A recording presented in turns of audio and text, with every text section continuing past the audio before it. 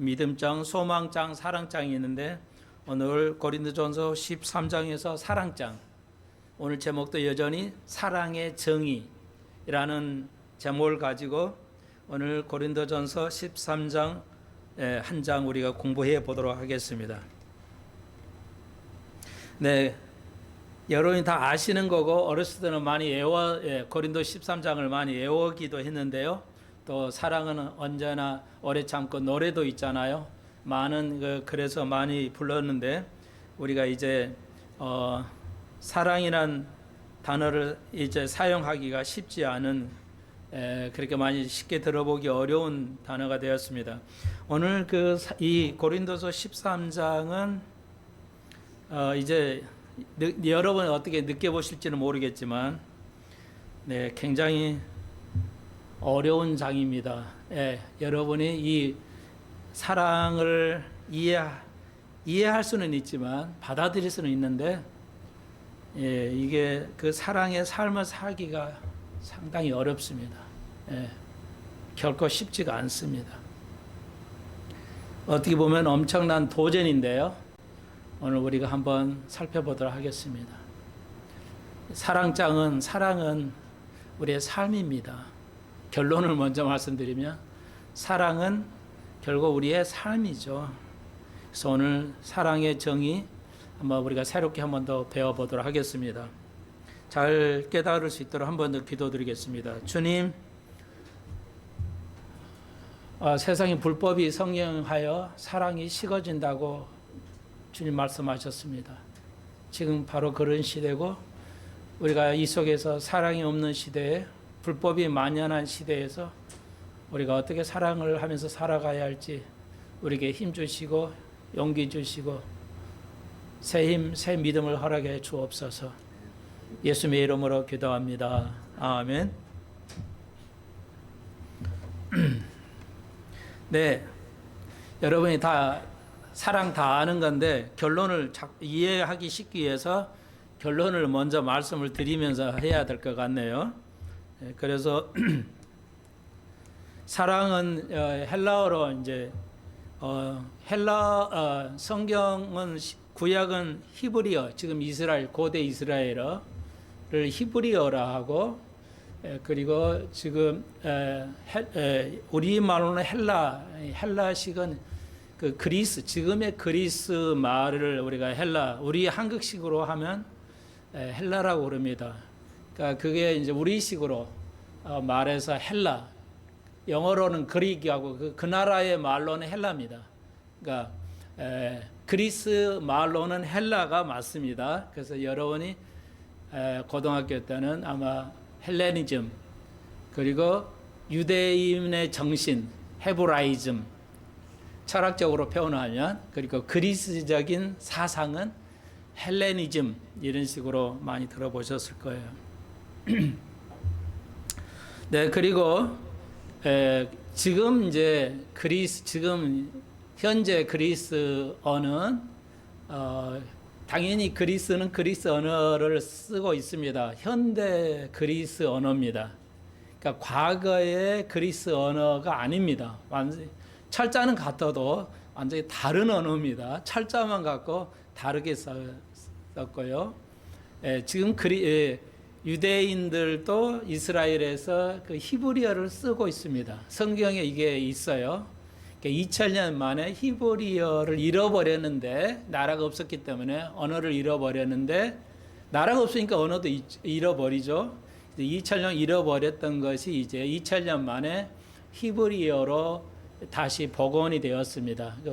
많은 한두 사람의 희생으로 이제 다시 언어가 계속 이제 만들어져 가고 있습니다. 그러니까 히브리어라는 것은 동일한데 2000년 전에 히브리어하고는 철자는 동일하지만 그 알파벳은 동일하지만 읽는 방법은 완전히 다릅니다. 그러니까 완전히 다른 읽기로 해서 이제 만들어져 가고 있는, 그러니까 이게 기적이죠. 2000년 만에 잃어버렸던 언어가 다시 복원이 된 게 이제 구약의 예언자들에 의해서 기록이 됐는데 2000년 만에 언어가 다시 회복이 된 거, 이건 인간이 할 수 없는 거죠. 기적입니다. 그러니까 확률로 보면 굉장히 어려운 아마 10에 20승 정도 이상 되는 굉장히 불가능할 정도의 확률이 되겠습니다. 네. 그리고 이제 부정선거도 어떤 그 여자 교수가 그랬잖아요. 500원짜리 동전을 1000개를 떨어뜨려서 한쪽 면으로만 만들어질 확률이다. 이런 얘기를 하는데 그런 확률입니다. 다시 한번 그리고 2000년 전에 신약이 쓰여져 있는 우리 성경 신약 성경은 헬라어인데 고대 헬라어 있고 고대 헬라어 그래서 클래시컬 그릭이라고 있어. 그러니까 뭐 소크라테스나 이런 사람들이 썼을 때 기원전 한 900년 전에 썼던 그 언어를 고전 헬라어 그리고 우리 성경이 신약에 기록되어 있는 이 글은 원래 원본의 기록은 코이네라고 코이네 헬라어 시장에서 일반 국민들이 고전 헬라어는 고전이라 말도 고전이라 어렵습니다. 문법이 무지하게 어려워서 현대인들이 사용할 수가 없습니다. 그러니까 라틴어를 모든 대학교는 라틴어를 배워야 되는 그런 기본이에요. 라틴어는 헬라어하고 두 개를 썼는데 이제 로마가 라틴어를 썼잖아요. 라틴어나 헬라어 문법은 너무 어려워서 배우기가 사실상 어렵습니다. 태어날 때 배우지 않으면 배울 수 없는 정도로 어렵습니다. 헬라어, 그러나 신약의 코인의 헬라어는 그래도 상당히 그 정도는 아니고 좀 덜 쉬우고 덜 간단하고 영어 문법은 거기서 훨씬 비교도 안 되게 간단합니다. 영어 문법은 영어를 어렵다고 생각하시는데 사실 배워놓아 보면은 영어 문법은 굉장히 쉬운 언어라 할 수가 있습니다. 참고적으로요, 왜 이 말씀을 이렇게 길게 드리냐면 오늘 우리가 배우는 사랑, 이 써놨잖아요. 제가 아가페라고 썼는데 이 헬라어로 코인의 헬라어로 아가페는 우리말로는 사랑으로 번역되지만 정확한 번역은 아닙니다. 영어에서 love, 영어에서도 love밖에 없어요. 사랑이라는 단어를 charity나 혹은 love를 쓰는데 이 단어 영어나 한국말로 사랑으로도 헬라어의 사랑을 번역하는 것은 불가능합니다. 오늘 그래서 특별히 그래서 말씀을 드립니다. 한 나라의 언어를 다른 나라 언어로 바꾸는 것은 완벽하게 하는 것은 100% 일치하는 언어가 없어요. 그래서 아이들이 영어를 배울 때 어렵습니다. 1대1의 언어가 존재하지 않습니다. 대충 단 하나의 언어도 수십만 단어 중에 단어 하나도 같은 동의어는 있지 않아요. 비슷할 뿐이에요. 그래서 어렵습니다. 왜 이렇게 문법이 쉬운데 왜 영어는 문법이 쉬운데 어렵냐? 물론 영어도 라틴어나 헬라어에서 온 말인데 계속 단순하게 만들었어요. 간단하게. 그게 영어예요. 그런데도 왜 어렵냐? 그것이 중에 하나는 영어의 단어가 어렵기 때문에 외우는 게 어렵기도 하지만 단어의 뜻이 달라요. 그래서 아이들이 어릴 때는 대충 배우는데 이제 고등학교 수능까지 가면은 완전히 그 어려운 걸 그 단어를 질문을 하기 때문에 아이들이 이해하기가 굉장히 어렵습니다. 그래서 어려운 거예요. 단어 알면 다 아는 게 아니에요. 이제 쉽게 말씀드리면 그 단어를 정복하는 것도 어렵지만요. 그래서 오늘 배우는 사랑이라는 단어를 우리가 아가페로 이렇게 번역을 아예 안 하고 이렇게 하는 사람도 있어요. 왜? 그게 불가능하기 때문에 그렇습니다. 뭐 학교는 스쿨이잖아요. 뭐 이런 말을 하고 아빠는 father, dad 뭐 이렇게 하잖아요. 우리도 아버지하고 아빠하고 발음이 철자가 다르잖아요. 그래 영어에서도 father라는 말이 아버지란 뜻으로만 존재하는 게 아니야. 동사로도 씁니다. 양육하다, 키우다, 기르다 이런 동사로도 쓰기 때문에 스쿨도 명사만 쓰는 게 아니야. 학교가 아니야. 교육시키다, 가리키다 이런 단어로도 동사로도 써요. 완전히 다릅니다. 그러니까 1대1의 언어가 단어가 없습니다. 그래서 해석을 못 하는 거예요. 예.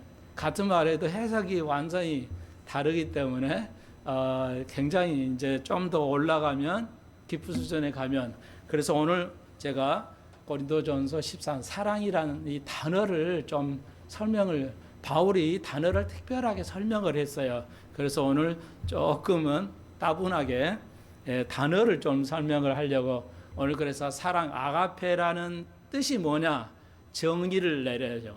예, 정의 아가페란 무엇이냐 좀 어려운 말로 정의했는데 그냥 모든 공부는 그 뜻을 아는 거잖아요.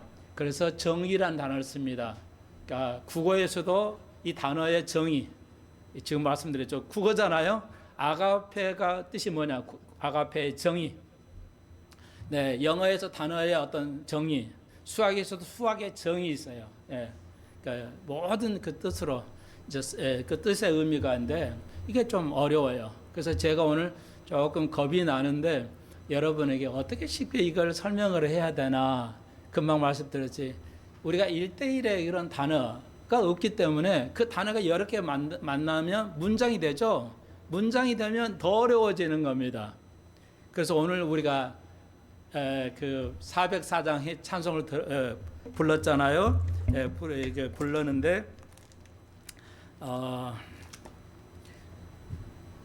저 높고 높은 별을 넘어 1절에요. 1절에 그 크신 하나님의 사랑 말로다 형용을 못해요. 근데 사랑을 말로 형용 못하 이해되시죠? 저 높고 높은 별을 넘어 이 낮고 낮은 땅 위에 이게 뭔 말이에요? 높은 별을 넘어 별을 넘는다는 게 뭐예요? 별을 넘어 어디에 하나님이 계신다는 것인가? 그런 의미잖아요. 땅 위에 죄법한 영혼을 구하려 안을 보냈다. 그러니까 여러분 거의 의식을 하지 않을 수 있는데 찬송가니까요. 별을 넘어 그러면 이게 뭐 말인가? 별을 넘은 거 뭐냐? 별 너머에 그 멀리 계신다는 뜻도 있잖아요. 예, 그러니까 별을 넘는다는 그런 뜻도 있어요. 달을 넘어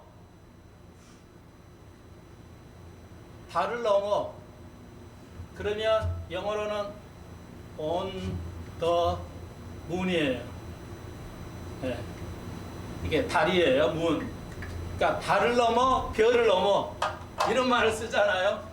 우리가 알잖아요. 달 알고 다 알고 별 넘은 이게 갑자기 이게 문장이 되면 영어로는 I'm on the moon 이러면 달을 넘어라는 거야. 나 달을 넘어 있어. 그럼 뭔 말인가 이해할 수가 없어요. 예. 이렇게 쉬운 건데 초딩이 아니라 유치원도 아는 단어인데 딱 문장으로 만들어지면 아 이게 뭐지? 예, 성인들이 아마 거의 여러분 이제 이런 건 들어본 적도 없을 거예요. 달을 넘어 별을 넘어 뭐지 이게 예, 이렇게 어려워요. 나라마다 그 시대의 나라마다 표현하는 게 같은 게 하나도 없어요. 이렇게 쉬운 것도 같은 게 하나도 없기 때문에 매우 어렵습니다. 그래서 사람들이 신앙생활을 몇십 년 해도 성경 읽어보면 어렵다. 어렵네 이렇게 해요.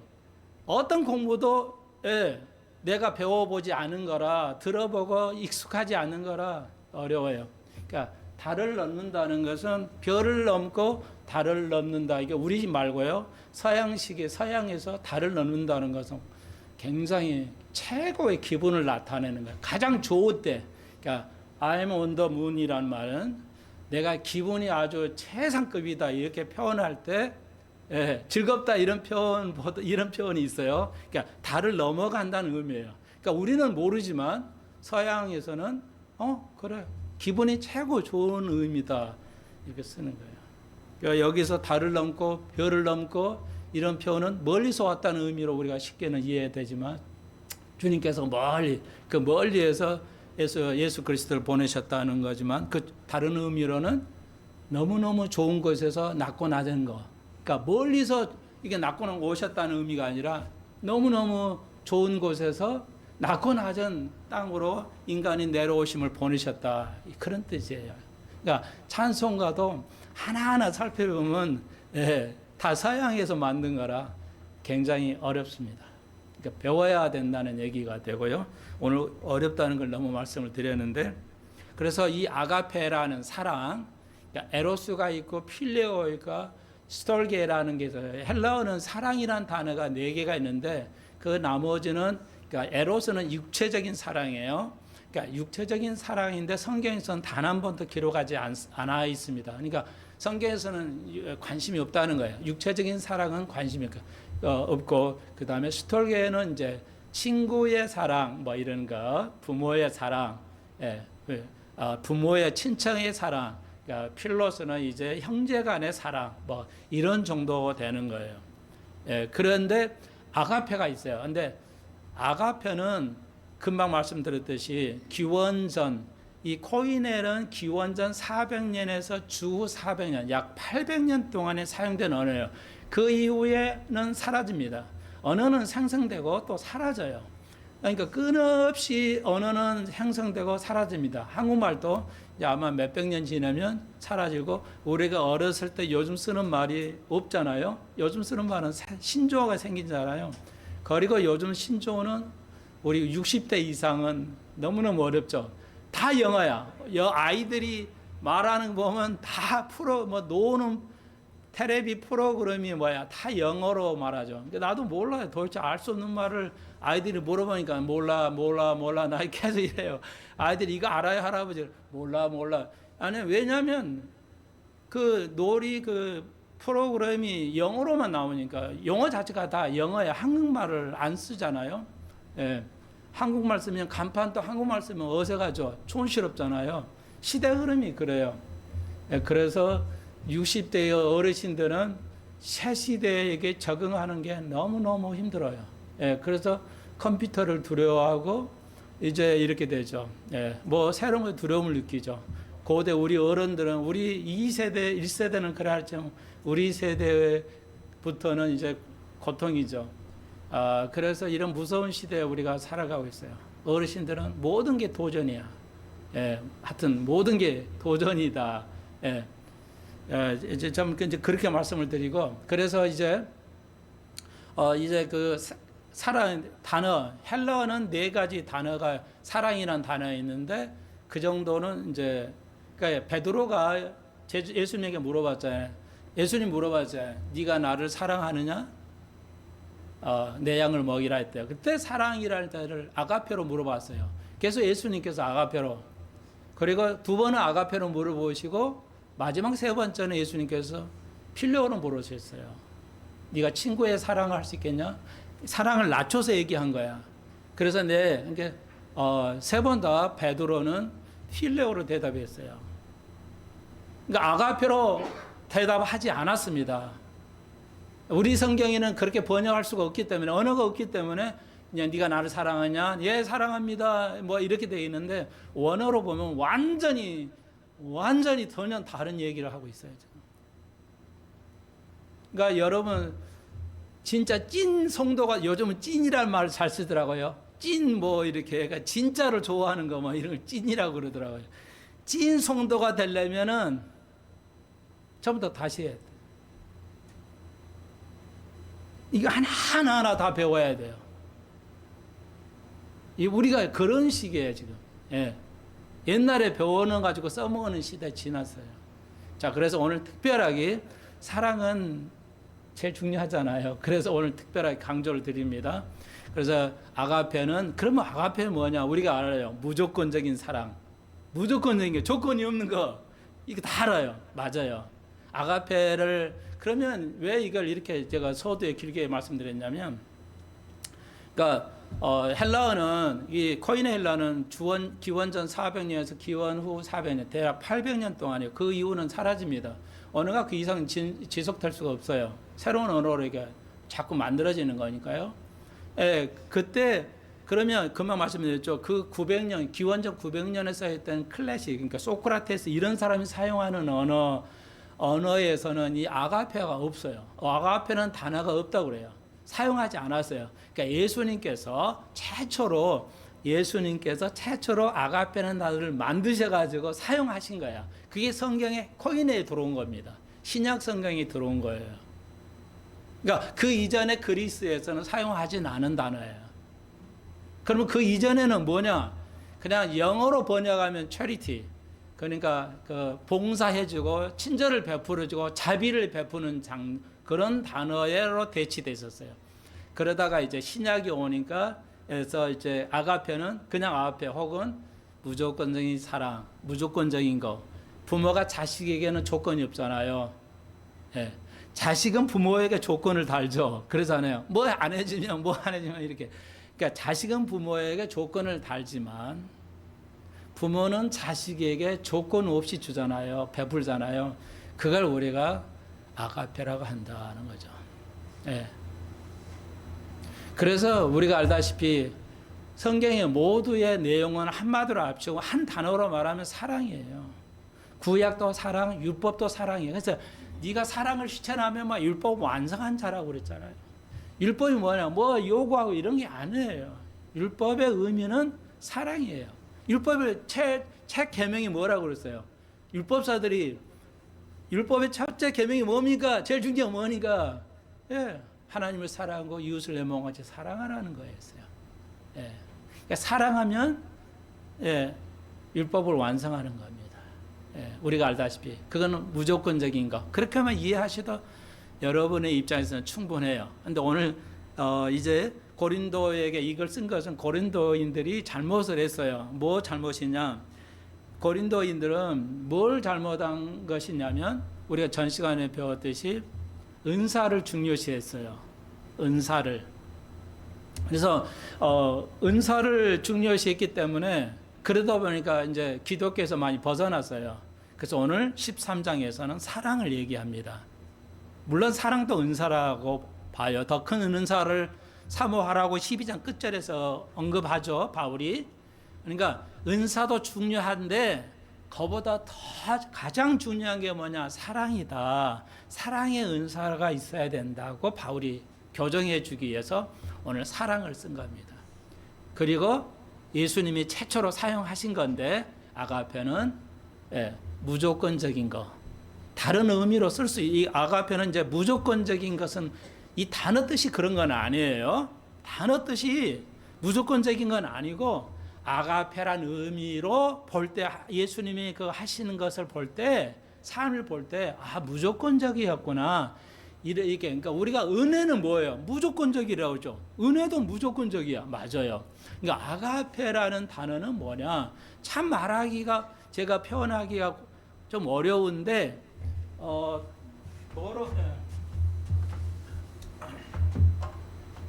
그러니까 이제 이게 아가페인데요. 아가페인데 이 동의어였어요.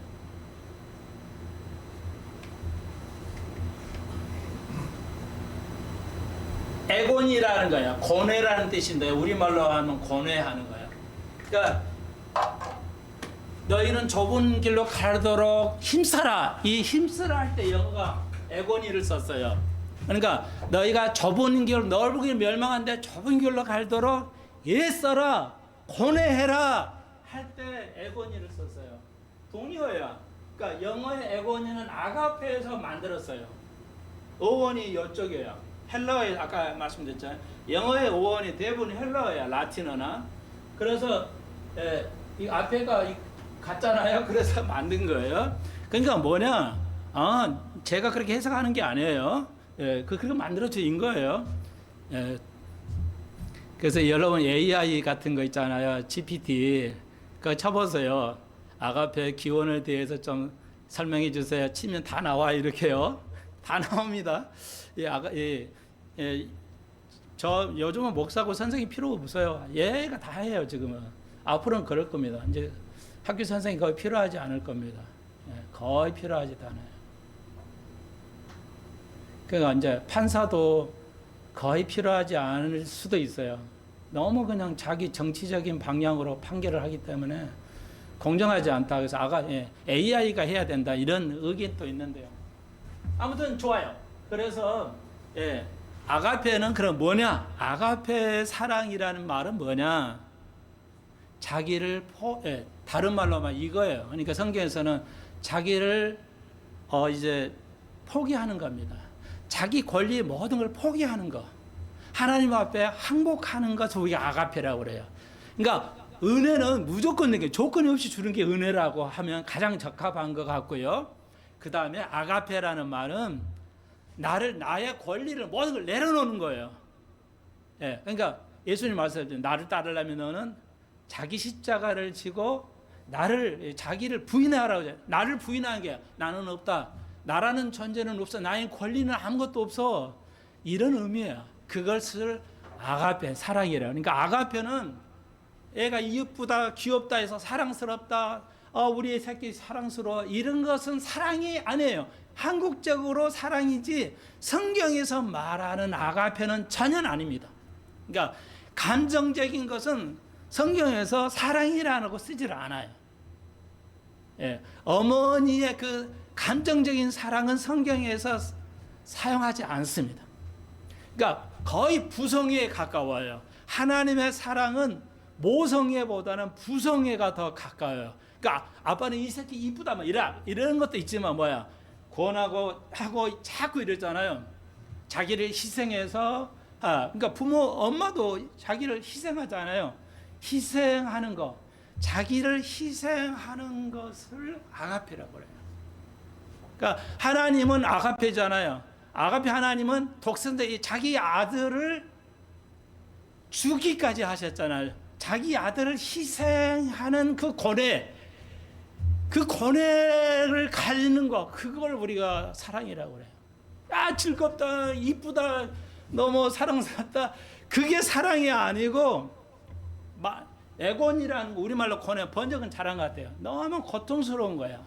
자기 자신을 내려놓아야 되는, 자기의 모든 걸 화를 놔야 되는데 화를 안 내야 되겠어. 그러니까 그걸 참는 거, 그걸 참는 거, 그걸 사랑이라고 그래요. 완전히 다르죠. 어떠신가요? 지금까지 생각했던 것하고 완전히 좀 다르시지 않으신가요? 그러니까 한국적인 것으로 엄마들이 생각하는 그런 사랑으로 생각하시면 성경을 전혀 이해하지 못하는 겁니다. 기독교의 본질이 사랑인데 하나님의 사랑은 뭐냐? 우리가 복 주시고 뭐 주고 하는 것이 아니고 자기 아들을 죽기까지 내주었던 그 고뇌를 했다는 거예요.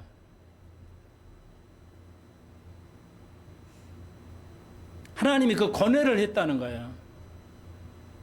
그걸 사랑이라 하는 거죠. 이렇게 말씀드리면 이해하실려나 모르겠는데, 일단 학자들은 그렇게 성경에서 예수님께서 최초로 이 언어를 사용하셨어요. 그러니까 제자들도 잘 이해를 못한 거죠.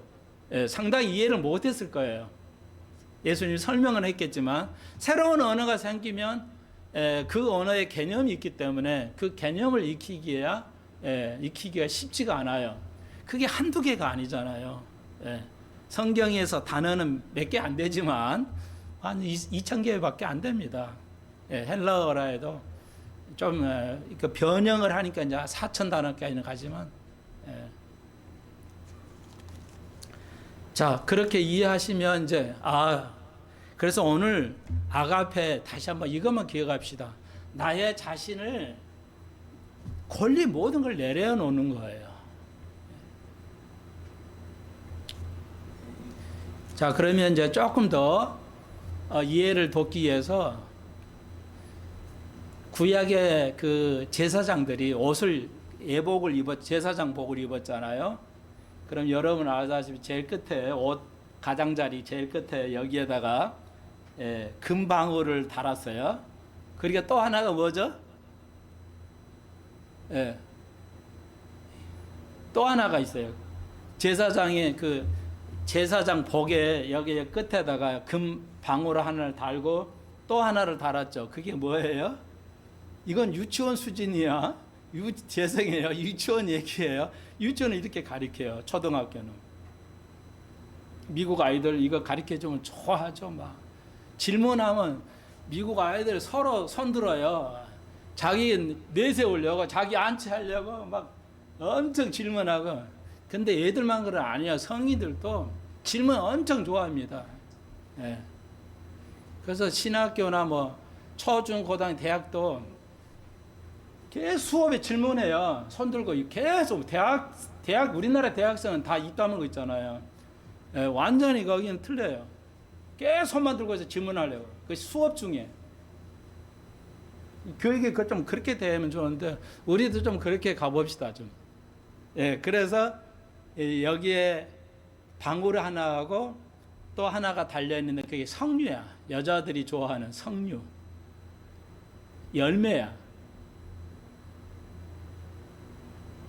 이건 굉장히 이것도 중요한 겁니다. 구약에서 우리가 배운 제사장들이 예수 그리스도가 제사장이잖아요.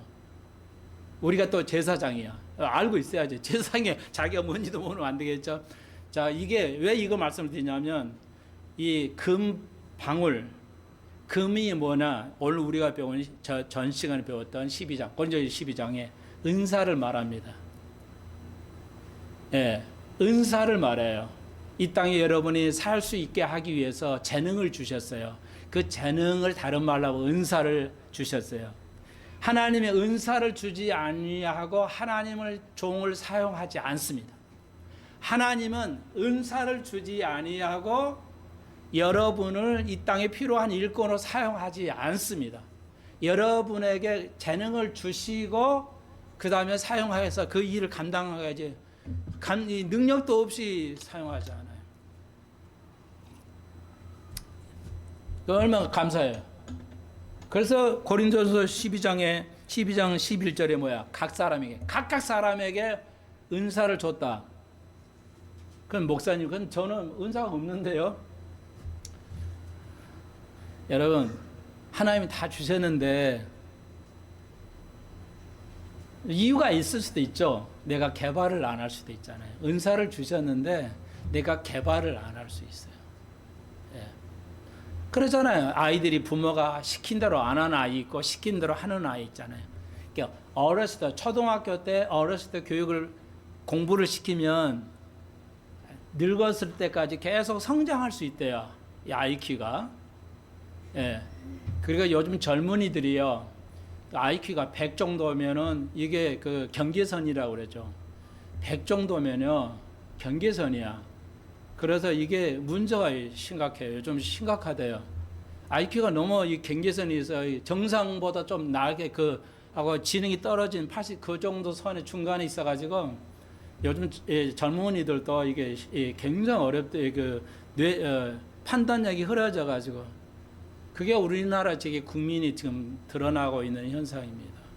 옳고 그름을 판단을 못해요. 자기 감정으로 그냥 판단하는 거예요.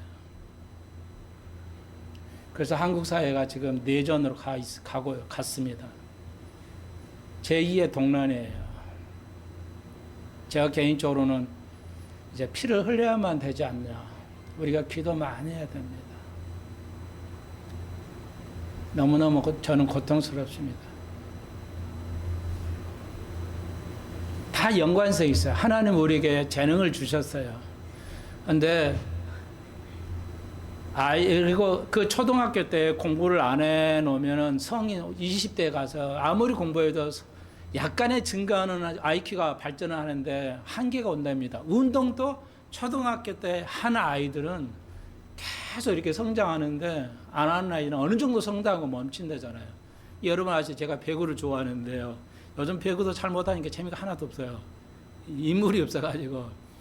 근데 아주 스파이크 치는 외국에서 데려오잖아요. 또 한국 사람도 있잖아요. 선수도.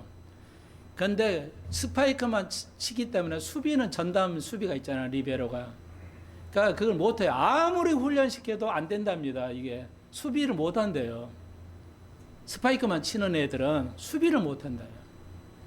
근데 지금 현대 배구는 수비도 똑같이 리베로처럼 잘하고 하지 않으면은 살아남기가 추세로 가고 있어요. 배구를 보니까. 흐름이 보이거든요. 어떤 분야라도 유행 있고 흐름이 있어요. 예. 그러니까 옛날에 스파이크를 먹고 살았다면 지금에는 살아남기 힘들어요.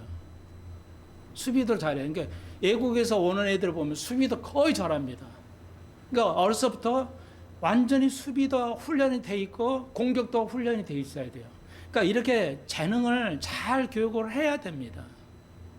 그래서 저번 주에 내가 여러분의 아이들을 은사를 발견하고 이 아이들이 은사를 엄마 아빠들 잘 보고 어떻게 이 아이들을 발전시킬 것인가. 네, 어휘면 어휘, 수학이면 수학, 또 문장. 금방 말씀드린 이런 거 완전히 엄마 아빠들이 공부를 해야 돼요. 열심히 노력하지 않으면 전혀.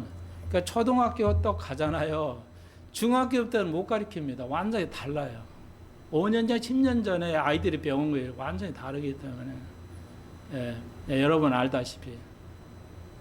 그래서 부모들에 의해서 어린 아이들의 재능이 결정이 되는 겁니다. 정말로 너무너무 중요하니까요. 여러분 다시 한번 자 이제 그래서 금방울은 성령의 은사. 근데 고린도 교인들의 오류는 잘못은 뭐였냐? 은사를 중요시만 했지 여기 옆에 있는 열매를 저희가 사랑의 은사에 대해서 너무 무지했다는 거죠. 우리 한국 교회도 그래요. 그러니까 능력만 공부를 잘하냐는 그러니까 은사 위주로 했어요. 부흥회가 완전히 은사 위주로 했어요. 그러다 보니까 여러분은 잘 못 느끼시지만 목사 입장에서 보면 느껴요. 이게 너무 문제가 있다는 게 눈에 보입니다. 은사 위주로 집회를 하다 보니까 교회가 심각한 지금 이제 후유증을 낳아요. 젊은이들은 교회를 떠나고 인구는 줄고 교회가 가톨릭처럼요. 교회가 화려해지고 커집니다. 나는 세문안교회 처음 가봤는데 옛날에는 쑥 들어가 있었는데요. 개축을 했어요. 새롭게 해가지고요. 어제 처음 봤는데 너무너무 크더라고요. 야, 개신교가 천주교를 따라가요. 뭐야? 건물을 화려하게 크게 지어요. 그래야 복음이 전도가 잘 된다는 생각이에요. 가톨릭 따라가요. 근데 여러분 아이러니한 게 교회가 건물이 커지면요 빈 강정이 되는 겁니다. 유럽 교회가 얼마나 화려합니까? 우리가 관광지 가면 유럽 교회들 성당 보십시오. 그 안에는 아무것도 없어요. 영적으로 영적 열매라는 거 아무것도 없어요. 그런데 한국 교회가 그걸 따라가요. 돈을 빚을 내서라도 건물을 지어가지고 아무리 해쳐도 소용이 없죠. 그걸 지금 우리가 목격하고 있는 겁니다. 베트공이 월남 전쟁에서 결국 베트공이 이겼잖아요. 그때 누가 했어요? 천주교인들이 깨어 있었어요. 천주교 신자들이 이렇게 하면 안 된다. 낮은 민주주의고요. 저녁은 베트공이 되는 거야. 국민들이. 근데 깨어있는 백성이 누구였냐? 가톨릭 신부하고 가톨릭 신자들이었어요. 개신교는 얼마 많지 않았어요. 가톨릭 신자였어요. 계속 경고하고 했어요. 그렇지만 그게 오래 못 가죠. 결국은 미군이 철수하고 베트공이 정권을 잡고 확실치는 않지만 보드 피플이라고 기억하시죠? 사람들이 바다에서 죽어갔는데요. 약 300만에서 600만 명 정도가 죽었을 것이다. 공산당이 와서 자유주의 가톨릭 신자들 다 죽었어요. 나는 한국이 그렇게 되지 않기를 기도하고 있는데요. 한국에 그래도 반은 깨어 있어서 너무너무 감사해요. 그 인간이 할 수 없는 건데요.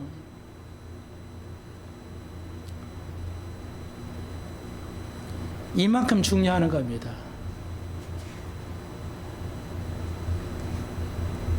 한국 교회가 은사로 건물을 커졌는데요. 아는 영적인 건 열매가 없어요. 열매가.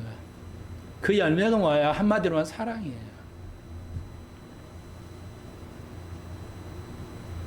그러니까 우리가 1절 보십시오. 13장 1절. 사람의 방언이 있어요. 방언이 엄청 많아요. 저희 친어머님은, 돌아가신 어머니, 친어머니는 천국 방언에 천사 방언을 했어요. 예, 그러니까 죄송합니다. 천사 방언이 아니라 그 곁에 있던 여자 전도사님이 천사 방언을 했어요. 천사끼리 쓰는 방언을 했어요. 그 나는 아기 때 들었는데, 그 저희 어머니는 세계 모든 나라의 언어를 다 방언으로 했어요. 제가 한번 말씀드렸죠. 그러면은 야, 일본말이에요. 일본 방언을 하면 일본말 거의 비슷해요. 일본말 회화할 수 있도록 하는 말은 아닌데 일본의 그냥 방언이야. 그러니까 하나님 역사하시면 세계 모든 말을 그냥 할 수 있어요. 예. 그러니까 그리고 뭐 영어면 영어에 비슷하게 발음이 되고 프랑스 말이 나와요. 우리 어머니가 참 옛날 사람이라 못 배우셨는데 세계 방언을 얻었어요. 그리고 그 같이 사이했던 여자 전도사님은 천사 방언을 했어요. 청목사 사모님도요. 이거 진짜 방언을 이제 요건 노은텅이라고 영어로 노은텅 이제 회화할 수 있는 언어야. 그래가지고 청목사 사모님 영어밖에 못 하잖아요. 근데 독일 사람을 통역을 하는 거야. 그냥 통역이 되는 거야. 독일 말을 해. 아주 고전 좋은 독일어로 막 방언을 한 거야. 그러니까 독일 그 학자가 와서 보고 사모님 진짜 독일에서 제일 학자들이 쓰는 언어를 쓰고 있다고. 아무도 노래가는 그 은사가 있어요. 그러니까 고린도 교인들이 그런 정도였어요. 내가 배우지 못한 언어인데 자동으로 나오는 거야, 막 언어가. 예, 여러분도 방언하신 분도 있고 그러죠. 천사의 방언, 사람의 방언. 이것도 이렇게 엄청난 것도 뭐야? 필요 없어. 사랑이 없다면.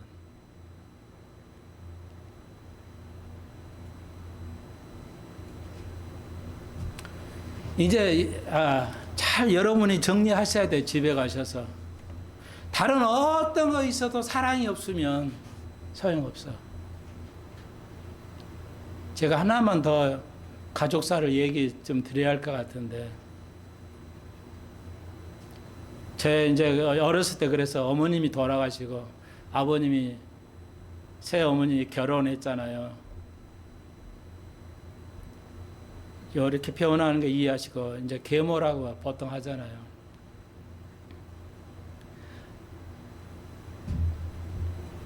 말하고 싶지는 않은데 여러분에게 좀 이해를 돕기 위해서요. 사랑이에요. 이게 뭐가 사랑인지요.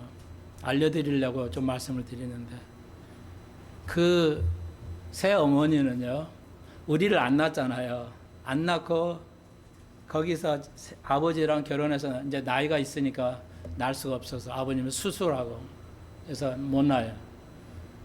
근데 아들 넷이 있는데 키우기는 했어요, 어느 정도. 근데 어떤 일이 있냐면, 그 새 어머니의 식구들이지, 여자들 식구들, 이모들 말이죠. 그 이모네 아이들은 그 이모가 낳은 친아들이잖아요. 그러니까 친조카잖아요. 그러니까 그네들에게는 사랑을 하는데 자기가 우리들을 안 낳았다고 사랑을 안 하는 거예요. 그런데 자기 남편은 우리 아버지에게는 사랑을 한다고 살아왔어요. 나는 가짜죠. 그렇잖아요? 그 새 어머니가 남편을 사랑한다면은 자기가 낳지 않아서 그 아들들, 자식을 사랑할 수 있어야 진짜 사랑이지 않겠어요?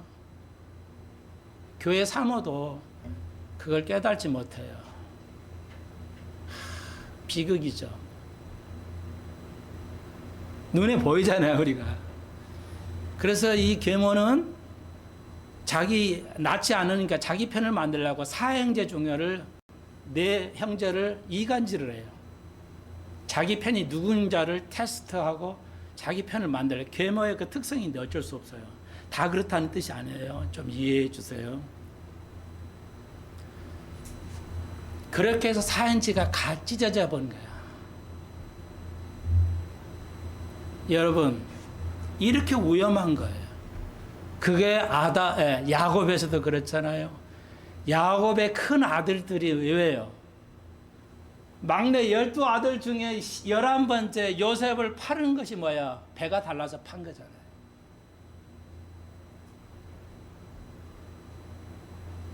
이 어머니가 남편을 사랑한다면 그의 자기가 낳지 않는 아들, 자식들도 사랑해야 그게 진짜 사랑이지.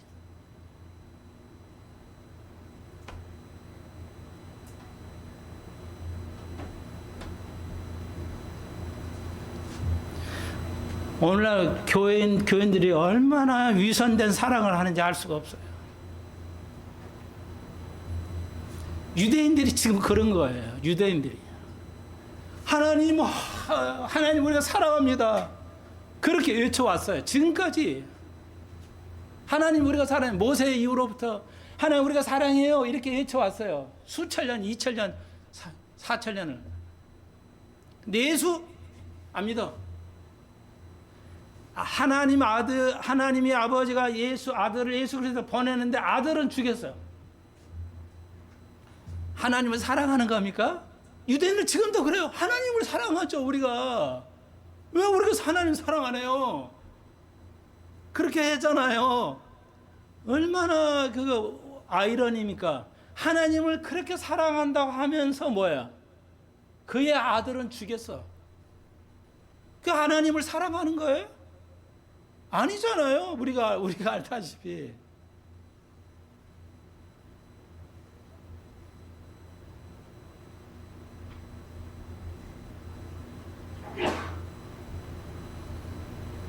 그래도 하나님께서 그런 그 사모님이지만 그런 그 유선적인 사랑을 못 깨달았지만 저는 그래도 나쁘게 가지 않고요. 목사하고 있으니 너무 감사해요.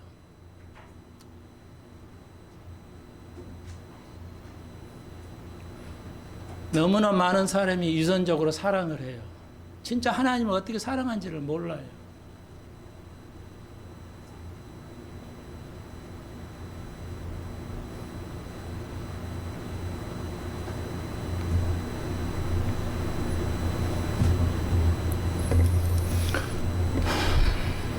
오늘 다 하지는 못하지만요. 한 절 한 절 좀 여러분이 알려드려야 할 것 같아요. 왜냐하면 옛날에 기존에 여러분 그렇게 생각했을 거예요. 근데 1절 설명 있고 2절 보십시오. 내가 예언하는 능력이 있고 모든 비밀과 모든 지식을 알고 산을 옮길 만한 모든 믿음이 엄청나. 산을 옮길 만한 믿음이 있어. 사랑이 없으면 내가 아무것도 아니다. 그러니까 이게 고린도 교인들이 가지고 있는 특성이었어요. 그는 은사가 넘쳤는데요. 뭐가 없어요? 사랑이 없었어요.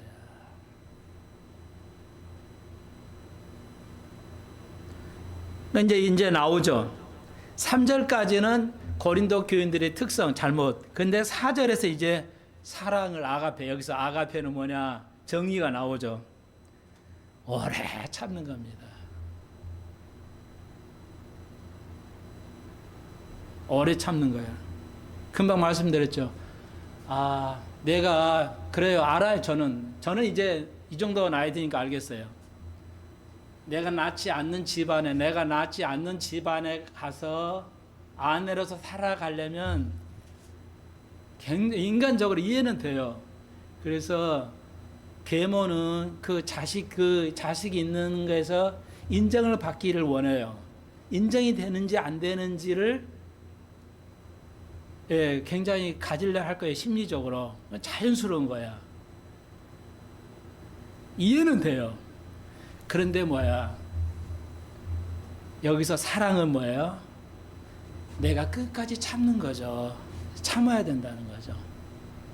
내가 남편을 사랑하면 아내를 사랑해야 남편을 사랑하는 것이다. 내가 낳는 자식 아니어도 사랑하는 것이 곧 남편을 사랑한다는 거. 그 고통이 있죠. 그걸 고뇌하고 내 자신을 죽이고 살아가는 것. 그게 없다면은 당신은 아무것도 아니다는 거예요. 어떻게 보면 어마어마한 요구예요. 하나님께서 우리에게 주는. 이게 가능하겠냐? 나도 곰곰이 생각해 봤어요.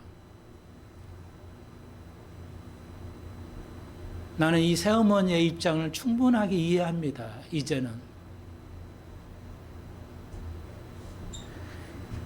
그리고 5절에 보면 뭐야?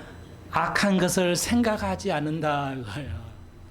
이 악한 거, 야, 그 어머니 그렇지 악한, 그걸 내 마음에 두지 않는다는 뜻이에요. 우리는 얼마 이 땅에 살면서 뭐야? 억울하게 당한 걸 못 견뎌서 뭐야? 원수를 갚고 싶고 뭐 이러잖아요. 근데 사랑은 뭐야?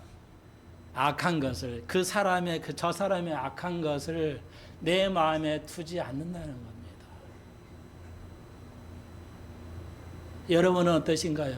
여러분의 삶 속에서 악한 것이 있을 수 있잖아요. 부모로부터, 자식으로부터, 심지어는 또는 주위의 사람들을 통해 우리가 가장 상처를 받는 게 뭐예요? 가장 가까울수록 상처를 받잖아요.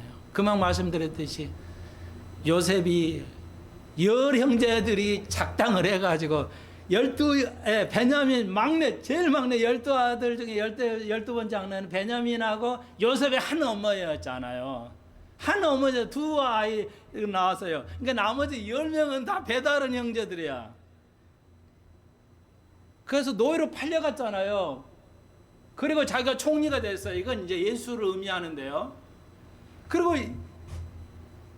여기 처음 딱 자기들이 애굽으로 왔잖아요. 돈이 저기 없어, 음식 쌀이 없어가지고 처음 요셉을 만나는데 너 어디서 왔냐 막 이렇게 하니까 처음은 몰랐잖아요. 형제들이 너무 오래돼서 30세 요셉을 보니까 완전히 얼굴 달라져가지고 상상도 못했죠. 그러니까 몰랐어요. 그러니까 예수님이 첫 번째 어째 모른 거예요. 유대인들이 몰랐죠. 두 번째는 뭐야? 또 불렀죠. 불러가지고 형제들 와서 불러서 11명 형제를 뭐야? 순서죠. 나이 순으로 앉혔잖아요. 그러니까 나이 순으로 앉히니까 놀랬잖아요. 형제들이 놀래가지고 어찌된 일이냐? 나이 순으로 어떻게 나이를 알지? 나이 순 앉힌 거야. 자기 얼굴 보면 놀랬다고. 예. 11명을 나이 순으로 앉힐 수 있는 확률. 내가 모르는데 11명을 나이 순으로 앉힐 수 있는 확률이 고등학생 알죠? 11 팩토리얼이에요. 느낌표 아니에요. 수학에서는 11 팩토리얼이에요. 7 곱하기 11번 곱하는 거예요. 수천, 한 2천만 분의 1 정도 돼요. 확률이. 2천만 번 해야 나이 순으로 앉힐 수 있는 확률이에요. 성경도 과학이 수학으로 다 표현합니다. 앉혀놨어요. 그리고 요셉이 울면서 내가 요셉이라고 하죠. 그러니까 형제들이 다 죽었네. 우리 죽었네 이제. 지금 요셉이 권력을 가지고 우리를 다 죽인다 그러는 거예요. 그래서 요셉이 유명한 말을 하죠. 뭐라고요? 요셉이 유명한 말을 하잖아요. 뭐라고요? 내가 하나님을 대신하리까? 안심하라. 그리고 그 식구들을 다 먹여 살리죠. 그걸 용서해야 요셉이 물론 총리가 됐기 때문에 가능한 거죠. 승리자의 유대함이 여기서 나오는 거죠. 그걸 우리가 사랑이라고 그래요. 사랑은 허물을 덮고 내가 고뇌하면서 그렇게 하는 거. 악한 마음을 얼마나 이 어린아이가 부모를 떨어서 팔려갔을 때 원한이 얼마나 찾겠어요. 부모는 못 죽여도요. 형제는 전쟁에 죽일 수가 있잖아요. 형제는 죽이는 겁니다. 요셉이 용서하죠. 그걸 우리가 사랑이라고 하는 겁니다. 너무너무 우리에게 힘든 일이지만 여러분 2025년도 한 해 이런 악한 걸 마음에 두지 않고 섭한 것을 마음에 두지 아니하고. 영어 성경에는요, 이 번역하는 사람이 너무 웃어가지고 화가, 여기 우리가 뭐예요? 사랑은 뭐예요? 5절에 성내지 않아, 화내지 않는다고 그랬잖아요. 사랑은 화내지 않는 거예요. 근데 영어 성경 번역하면서 우리 성경에 이렇게 번역을 여기는 잘했어요. 근데 영어 성경 보면요, 어떤 영어 성경에는 easily, 쉽게 화내지 아니하고 이렇게 번역을 해버렸어요. 사람이 어떻게 화가 안 나? 그러니까 영어를 거기다 없는 말인데 원어에 없어요. 근데 easily, 쉽게 화내지 아니하고 이렇게 번역을 영어로 했어요. 근데 우리 성경을 잘했어요. 아예 딱 잘라서 말해서 성내지 아니한다 이게. 거의 성내지 않는다는 게 아예 성내지 않는다는 거야. 딱 잘라서 말했어요. 이게 얼마나 어려운 거예요.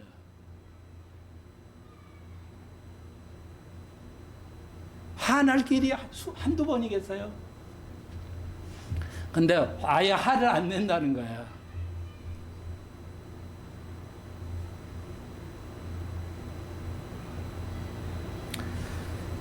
오늘 다 하지 못한 거 다음 시간에 이어서 하고요. 여러분, 사랑을 이제 아가페를 이해했으니까 아가페 사람으로 우리 함께 달려가 보십시다. 노력을 한번 해보자고요. 기도드립시다. 주님, 우리가 이 땅에서 많은 것으로 상처를 받고 살아가지만요, 왜 우리가 아가페를 해야 되는 것인가? 주님이 심판하시기 때문이다. 주님은 언젠가는 악한 이들을, 교만한 자를 꺾으시고 심판하실 것입니다. 그래서 우리는 악한 걸 생각에 마음에 두지 않고 섭한 걸 마음에 두지 아니하고 자기 자신을 부인하는 사랑의 사람들 되게 해 주옵소서. 예수님의 이름으로 기도합니다. 아멘.